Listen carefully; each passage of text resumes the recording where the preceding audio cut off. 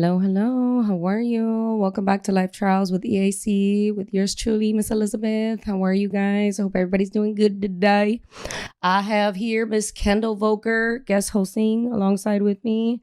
How are you doing today, my dear friend? I'm so glad I'm here with you, so it's a good day. I love Miss Kendahl. She is an extremely fantastic individual, and I look forward to discussing her background and everything about her, our friendship, how I met her, and pretty much her life experiences and how she's overcame adversity in her personal life and how she can contribute to our, I don't know what the hell to say about our society, but definitely make it a better place. That's for sure with your presence. So thank you again for coming. And without further ado, I wanted to ask some personal questions of Miss Voelker. Shoot him. Shoot it, baby. Shoot it. So I don't know if people know how I met Miss Kendahl, but I actually met her on Halloween night last year, and we were out and about doing our own thing, having a good time, very good time. And so we actually met at some nightclub in October. Mind you, don't even ask me how we were at a nightclub in October in Florida, but that's coronavirus time for you. You know, it's funny. I went in there and I had my own couch in this corner and I had all my pillows. So I barely touched touched anyone. I was just in my corner chilling. Like a fucking queen and shit. You're just there like, excuse me. Hi, how are you? Hello. So we came across each other. We just really started having a conversation. And I really appreciated her authenticity, who she was, her background, and how we had relatable stories with respect to like how we perceive relationships. And that was the topic of discussion to some capacity that we wanted to dive deep into today, besides getting into her background, just getting her insight into romantic relationships and how she's been able to maneuver those situations in her life, give us some good advice that people like me definitely need. But so who is Kendahl Voelker, and can you tell me a little bit about Miss Kendahl? Sure. I'll start from the beginning. I'm actually a native Floridian, born in Jacksonville, Florida, and I actually was raised internationally. My father was a engineer for Saudi Aramco oil company. So it's, right. Oil companies, they move their employees all over the world. And I actually got to be raised in California, Canada, in Calgary, Alberta, and then England in Staines, Middlesex, and then Saudi Arabia 2 different times. I lived on Aramco's compound, and then we moved back to the United States, and then compound living is like a whole nother beast. You have your school, you have everyone there, like it's just like a walled city. Moving again to Saudi Arabia as a young girl, like maybe not even in 6th grade, we were on this walled neighborhood in this like larger city. So that was my childhood. And then when I moved to Florida back again, I was like, what is going on with this world over here? So no, I bet. And so after I graduated in high school in Florida, I was actually recruited to play volleyball for the University of Virginia. That's where I got my bachelor's in sociology, and that's where my love for studying people and looking at society on a larger scale and appreciating different cultures. Since I was raised in that environment, literally like all over the world, just I carried that on through my studies. And then when I moved to this side of the state after I graduated from Virginia, I was full ride volleyball scholarship. It was a good time. And then coming back down here, I had a background in medicine and nursing, and then I moved into real estate. And you've done it all. I feel like I've done it all. Yeah, well-rounded perspective, I guess. Very good. Very good. And then I got my master's in international business. Very smart. Yeah. And now it brings me to today, and I work in telecom, and I manage telecom infrastructure, and I'm super passionate about technology and telecom in general. And she just started modeling too. Oh, yeah. Starting. Low key. But you, something I think you forgot to mention was that you had a D1 scholarship not to play, oh, yes. I was about to say football, but volleyball. Oh man, I can't play football. Shit, but let me tell you guys, I was a dancer. I did jazz, ballet, modern, hip hop. And I was never able to play a sport while I was in my younger years. And it's just honorable to see people who were able to find a good competitive sport that is feminine in the sense of like how volleyball is. So I appreciate that a lot about you, but I think you had forgot to mention that you were a D1 student. So, and I think that's really important too. And it actually gives my audience a good understanding of like your hard work and your background ethics and how dedicated you are as a person to yourself and your goals and everything. Oh, wow. And the University of Virginia, that's actually really interesting. I wanted to go to law school there, but wasn't definitely going to happen for me. But you know, I think that these are a lot of these characteristics about you are just so phenomenal.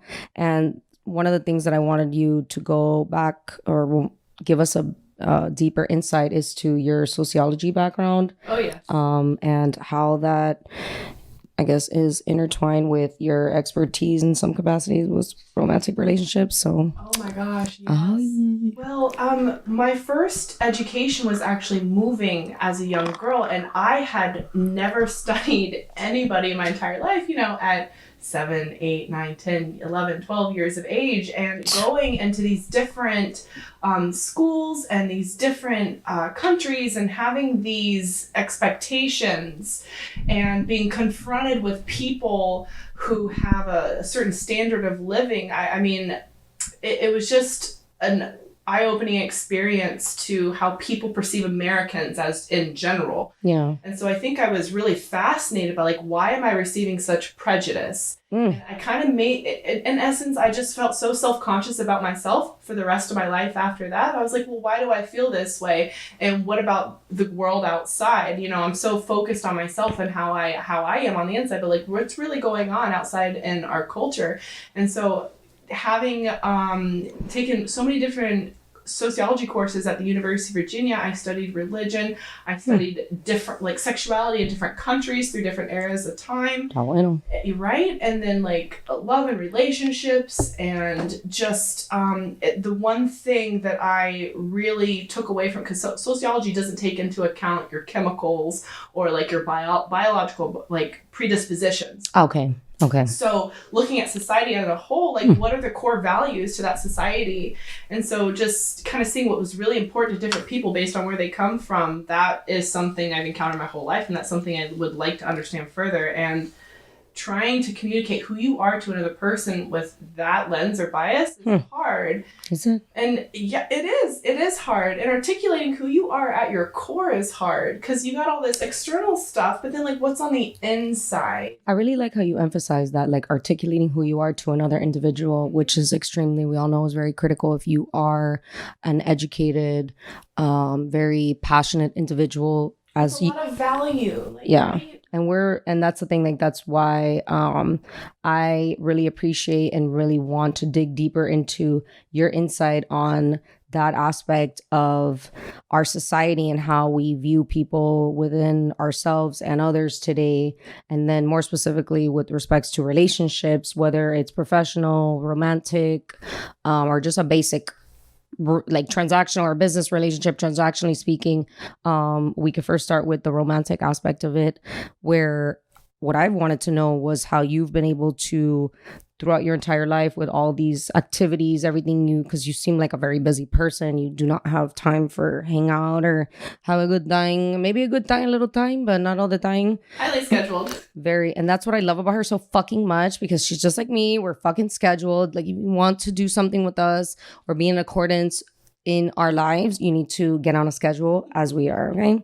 So if you can dig deeper into, your expertise with respect to romantic relationships and what personal experiences you've had with that and what you could share with everybody, please. Not too deep, maybe. Oh, well, we can dive deep. I'm used to free diving.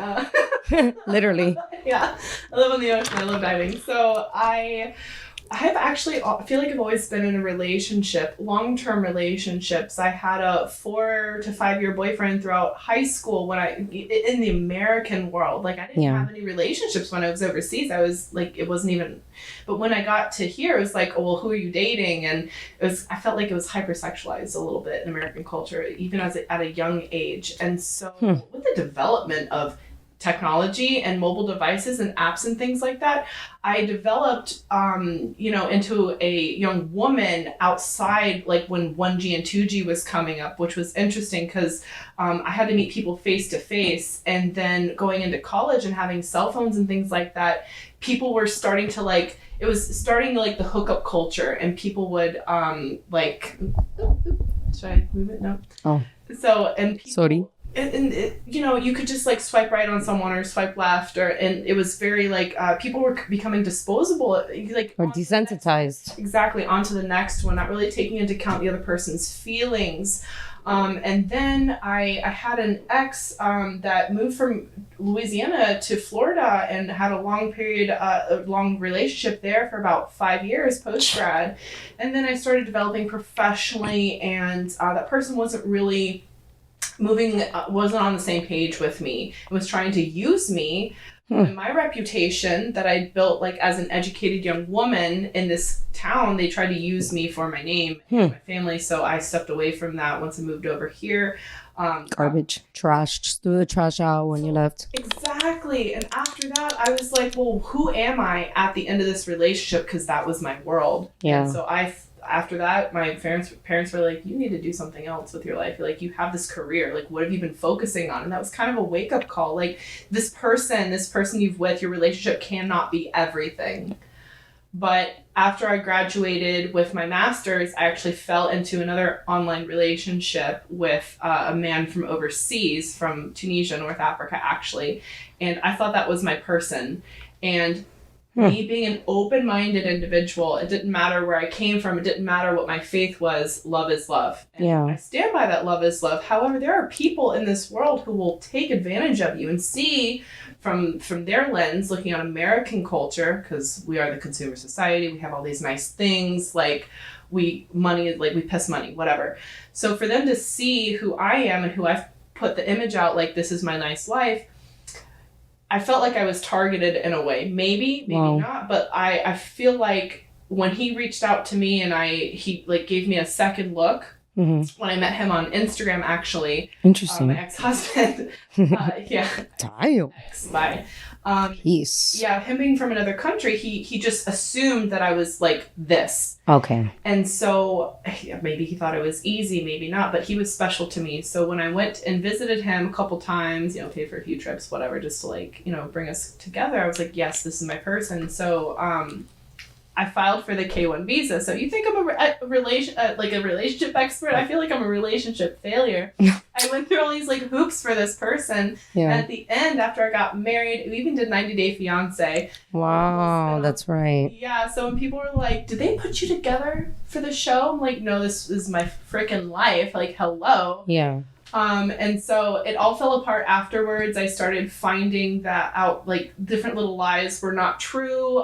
He would take my car, and I know. Oh, hell no. Because of him, I feel like I'm an expert in identifying narcissistic behavior and lies. And I feel like I'm the CIA now. So I feel like I'm too up here. I would rather be thinking bigger ideas about my work, about the world, about my personal life. It should be the least of my worries. Yeah, absolutely. And it consumes you if things aren't on point. And I just, in the same way. Going back to myself and looking at my insecurities, I'm like, okay, so what's wrong with me? I wasn't thinking about, there's something's wrong with him, but there was something wrong. Absolutely. There's always something wrong with the opposite person that's projecting that type of behavior on you. Yes. And him getting angry at me when I found out lies, small things. Mm-hmm. Are you kidding me? So now because I went through that, I want to say failure, I probably had a lapse in judgment. I'm sorry. But when it feels like love and you go with that risk, that feeling, you do the right, you give the benefit of the doubt to the individual. Exactly. And I think that's what you did. Exactly. And I removed all sort of negative bias. I even stopped talking to my family for a year while I was going through my engagement and marital process. And yeah, that's all right. From their point of view, I'm sure it was out of love. Somehow, to be like, Kendahl, the decisions you're making are not proper with what should be happening. This man's not honest. But I gave him a chance, and I gave him multiple chances. And at the end of the day, the number one thing that I learned from the 90-day and then like narcissistic sociopathic relationship, you have to trust your instincts 100%. And us as women, we have that natural EQ. And you think it's like super accurate, right? Because the same thing happened to me. And I felt that, you know, with respects to my own personal experiences with my last relationship, as a lot of people know, I was in a wasteful 7-year relationship.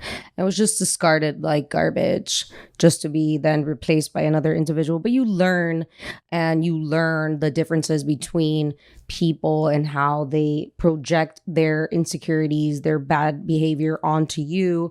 Same thing would happen to me, where anytime I would confront him with any issues or just wanted to, you know, follow up on some correspondence or something he wrote to some, you know, fat titty looking bitch on Instagram or something that was just embarrassing me, because then I had friends that would be like, hey, I saw your man commenting on all this shit, asking for this girl's number, all this nasty shit. So embarrassing. And he would just become extremely angry. And that was something that I found as a, not even like as a repetitive thing, but just almost like a phenomenon, just would happen again and again and again and again and again. It'll be the same, almost similar circumstances. And then the same thing would just happen again and again. And then my gut instinct would say, hey, do you not see the red flags here, bro? This guy is garbage, narcissistic, sociopath. But then again, what we do is that we give people the benefit of the doubt. We're nice. And we're good people. And it's just, imagine living life like that. Imagine just living life as if everyone's going to fuck you over, everyone's going to take you out, everyone's going to take everything from you. And that's how those type of people live.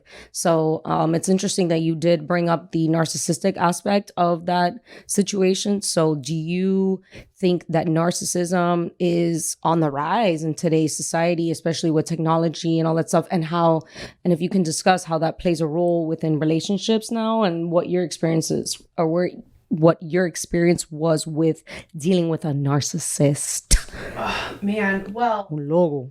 Ay, coño. So seeing what I read in the DMs of Hedy, and that's my ex's name. Yeah. انت حالك حشومة حبيبي. Reading what he had to say about me as an American woman. Get this. So he's messaging back and forth using Instagram as a basic dating app, right? Like he was. I'm not on Tinder. I'm not on anything like that. I choose not to be, just because like I don't. You're too pretty to be on that, anyways. All the other shit is garbage. I've been on it, and it's like years ago, and it was fucking caca. Yeah, I believe that too. And it just like if one doesn't work, and where he's from, yeah, if one doesn't work, there's 5 others. If one's being angry, then like go 10 to the other, 6 in your DM. Just like next. So, I wish I could do some shit like that. I guess my ADHD doesn't let me. I don't even know. No, I'm like a one person at a time kind of girl. Like I finish what I start. Period. So for me to like have the I can not today. I can juggle and sprint at the same time physically, but like emotionally, no, I have too many other things in my hands. I'm thrown up in the air. I don't have time to catch the emotional bullshit. So I don't want to catch any feelings. So one person at a time, keep my focus. But I feel like he had so many other lines in the water. Yeah. And this is what they do. And this is apparently how they're trained. They have all these people. So I'm hesitant to even go on these apps, because I feel that narcissism is prevailing in men's identities, whether they realize it or not. It's what they're becoming. It's about Literally. What can they do for me, and how can I get what I want that fits into this window of time that's agreeable with my schedule, because certainly it is a lifestyle. And if you keep like just keeping people in rotation, for what? Exactly. For what? What hole are you hiding? Why do you feel so self-important to have all these other people's lives like dingling around? You? Yeah. Why are you so special? We have lives. Like, you just are slipping in when it's convenient for you. So no, that is my experience. And then when he came here, and we did Ramadan together. I don't know if you. Oh wow. Yes. It's fucking crazy. You like starved yourself for days and weeks on end? No, please tell me not weeks, because I've just trained my body not to need food or water, 16, 18 hours. It's fine. What the? It's a mental thing. And that's, I want someone with a strong faith in something. I just want them to have strong core values. And I was surprised with him and where he came from, that he would even allow himself to say that Americans divorce all the time. Why are you with her? It's called having a nice life. Why are you Oh, with her? hell no. Yeah, I just, it's for papers, and then Americans, they divorce like it's no big deal. I want a Tunisian wife and child. I'm like, oh, okay, so... I'm gonna go back to your country. Oh, no, he doesn't want to. Anything that I did convenient. could never worry him. Okay, well, if you're never worried, then don't mind me. Yeah. Don't ask me to not divorce or not do anything, but then you can live your life the way you want. I don't think so. Like, I'm not here for you. I'm here for us and what we have in the future. And yourself. They only see themselves. They only see themselves. And that's the kind of personality. I think also, these apps, it's like next, instant gratification whenever you're bored. So you think that type of stuff in today's world of dating and, trying to pursue a romantic relationship, it has a profound negative impact, right? You think in the long term, no? I think it does. It really does. And if it's so like instant and next, then who are you really spending quality time with? Because they know that they could just go to the next person. Exactly. And it's so hard to find someone who will first speak your love language. I like attention. I like gifts. I don't have affection. Like, your time is a gift. That's how I see it. We can't get time back. You can buy roses. You can cars, houses. Doesn't matter. Porsches doesn't really matter. That doesn't really buy love, at all. That was just I think that material things are just so dead. I mean, because if they can't offer the real thing, then that's just a substitute. And I think it's just profoundly negative for our society, for the family structure and our future, as just generally speaking. But then that will lead me into my other question about other types of relationships, whether it's professional or just a basic friendship. Do you think that narcissism as well plays a role with respect to all types of relationships now? And I do feel that it is happening profoundly a lot in professional settings, with maybe a boss employer-employee relationship. What's your advice on that, or whatever? What is your opinion, I guess? Well, as a professional woman in an industry that's primarily dominated by men, I choose to be the one that shatters the glass ceiling, and in certain conversations, I don't care if I'm over talking you. I will be respectful, but the moment you over talk me, I have value, I have ideas, and it's probably going to be something that you've never heard before. And I know that of myself. I think that certain individuals or directors or bosses, they minimize the voices of their employees because they want it a certain way, when in actuality they should be listening to all the ideas. As an effective communicator, you must be a listener too. So in order to get a better, well-rounded viewpoint of where you need to go, stop just looking at where you want to go and start looking at what's around you as well. Because if you're so focused on one thing, you may have an idea of where you're going, but you have no idea what's around you that can help you get there.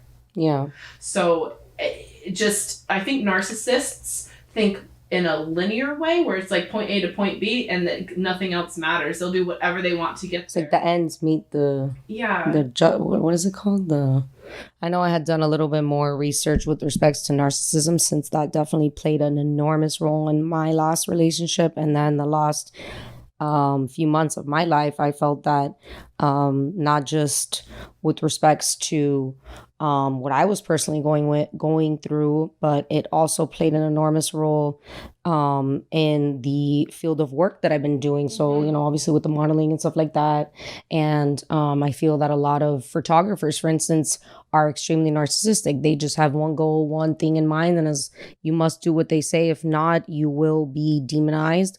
And I feel that a lot of those same situations, as I was just trying to relay, was that the ends that justify the means. So as you said, it doesn't matter as long as I get from point A to point B. That's all that fucking matters. Doesn't matter who they destruct on their way to wherever they need to go. And that honesty is irrelevant, and it's extremely expedient for some people. So I just wanted to see as well, with your previous experiences, as you had mentioned, like that your past significant other was a sociopath. Did you mean that directly or indirectly? Like, do you really believe he was a sociopath and that the narcissism just exacerbated everything, or what? Or no sense of remorse either, huh? No sense of remorse, because that sounds familiar. 3 days after he left me with no word, he posts a picture of him sitting on a blue Audi and a Supreme box logo crew neck and my yellow zebra Yeezys that you can't even touch like anymore. Like, those are my freaking shoes. That you bought him. He's like, haha, new car. And I'm like, haha, who bought everything on your freaking body? Not your car, entitled, sir. Self-absorbed shit face. Exactly. Like, what are you doing? You're only over here to flex on the gram? Excuse me? And you don't care whose heart you step on to get there? He was already moving on to the next person. He already had like other lines in the water while he was married with me. Why? He was having online relationships with people while he was with me. I caught him. He blamed me, thinking, he said, I thought it was you the whole time. Why would I spend my time is so valuable. I'm too busy working. Like, I smashed all my goals last year despite everything, but I'm so freaking focused and like trying to work on building our foundation, but you're over here with people on the side. For what? Oh, no. I can never worry you because you already got plan B, C, D, E, and F waiting in your DMs. How it's crazy. Disgusting. No, I mean, it's just, it's impure. It's like grotesque and just, out there. I mean, it's just, there isn't really any words really for these type of people, because they just have such a low self of like regard for others, and then they're just really they're really ignorant and arrogant to the pain that they inflict on others. And I think that that was something that I felt that we were able to relate to with respects to our previous experiences.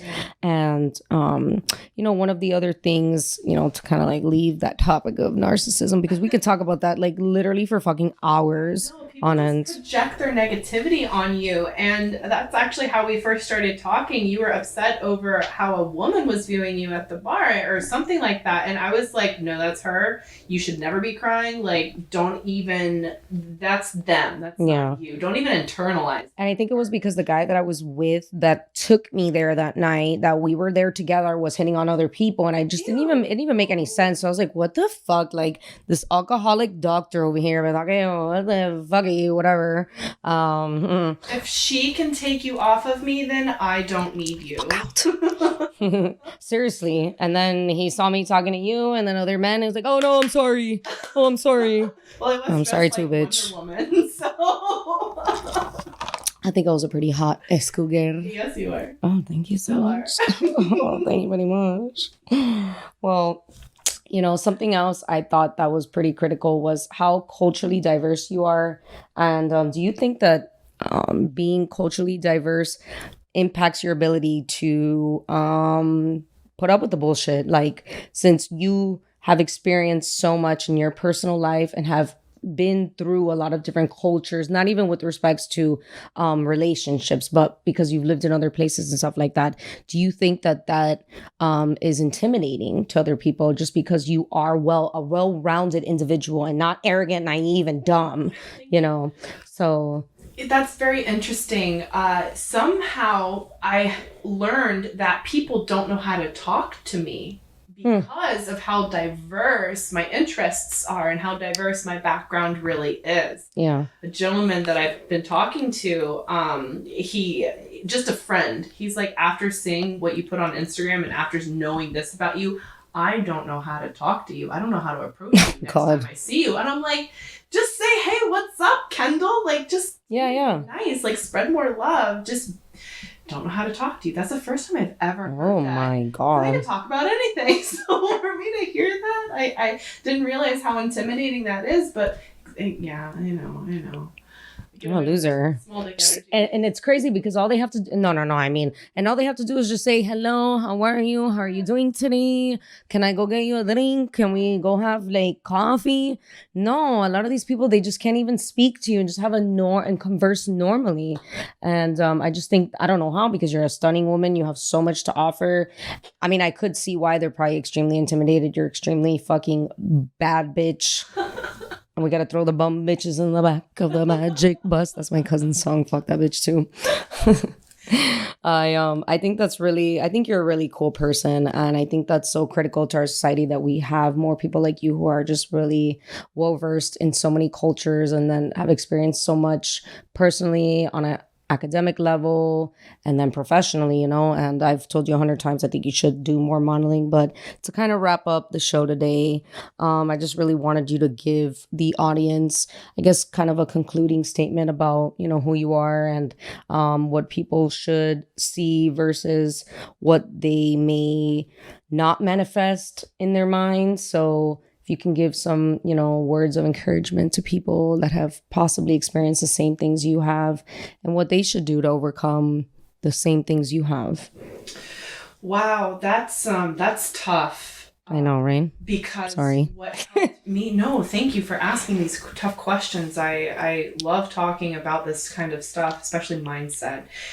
For me, it came down to my mindset. I had to change my perspective. Because I was taking in so much negativity, not just self-hating, but also listening to what people had to say online. And I had to stop, laugh at it, and not take myself so seriously in that aspect. But I turned the negativity into a positive. I said, thank you for your feedback. Just practicing more gratitude for what you have makes you a happier person. So if you're going through this negativity and you're unsure and you're the one that feels like you're crazy, you're down, or you're questioning so many things, practice more gratitude and just realize it may not be you. Yeah. It's someone else brainwashing you to think that it's you, but it's not. And just know that you have the freedom to be whoever you want inside your mind, but just know who you are and then speak from that place of knowledge of knowing who you are first and foremost. I think that's a really good way to put it. And I think that you have defined a good mindset, a formation of a mindset that I think could be implemented by so many people. And I've definitely, since we've met, I've taken a lot of things that you have stated and a lot of your own inside advice and have utilized that for my own benefit. Really? Absolutely. And I think especially in, obviously, the stuff that I've been going through the last few months just has not been the easiest. And, but overall, we move on and we move forward, and I know where I stand as a woman and I have a lot to offer to this world. And I think that women like us need to be more valued and definitely elevated. But I really appreciate you coming on today to the show, and I really look forward to you coming back. I hope she comes back to talk more about so many different things that we can just be fucking about all day. But thank you, Kendahl. Is there any small businesses you would like to shout out or give some some light to? Oh yes. Well, as you know, recently I've become a bikini model. Yes. Or not, but I just want to shout out Lune Mare Bikinis, Lunemare. Lune Mare hand makes all of her bikinis, and me as a former volleyball player living in spandex, I love this material. It moves with me, great for tanning. And her sizes are literally, for everybody. Yes. For everybody. And that's something that I realized, that she really serves to the entire world. She serves the demographic. There's no demographic. She serves everybody. And I really appreciate that from that business. But is there anybody else you want to promote? You, obviously. Me? Oh, thank you. Podcast. Well, thank you. And if you do have a small business, and whether you know me or you don't, and would like to be interviewed here on my podcast, Live Trials by ASA, please send me an email or DM me that you are going to email me, because I'm not a big fan of having a conversation or doing any type of scheduling on my DM. So please don't do that. without further ado, thank you, Kendahl. And thank you again for tuning in, motherfuckers. I'll see y'all real soon. Like in a few hours or something. Who knows? Say bye-bye. Tell them peace.